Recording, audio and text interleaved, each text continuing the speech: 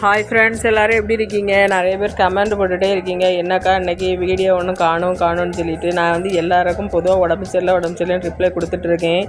ஆனால் என்ன உடம்பு சரியில்லைன்னு கேட்குறீங்க, எனக்கு என்ன சொல்லிக்குன்னு தெரியலை. இங்கே பார்த்துக்கோங்க, இது என்னோடய கால் தான். நேற்று பஸ்ஸில் போயிட்டுருந்தோம். பஸ்ஸில் கரெக்டாக இறங்கும்போது பஸ் ஸ்டாப்பில் பஸ் நின்று இறங்கும்போது கீழே நான் இறங்கவும் பஸ் அப்படியே மூவ் ஆகிட்டு பார்த்துக்கோங்க. அதில் ஸ்லிப் ஆகி என் குழந்தையும் கையில் வச்சுருந்தேன், நானும் குழந்தையும் சேர்ந்து அப்படியே கீழே விழுந்துட்டோம். விழுந்ததில் எனக்கு காலில் அப்படி சரியான அடி, பிள்ளைக்கு தலையில் உடம்புலலாம் கொஞ்சம் அடி இருக்குது. உடனே நான் ஹாஸ்பிட்டல் போனோம். ஃபஸ்ட்டு ஒரு வைத்தியத்தை தடவிட்டு அப்புறமா ரெண்டாவது தான் ஹாஸ்பிட்டல் போனோம்.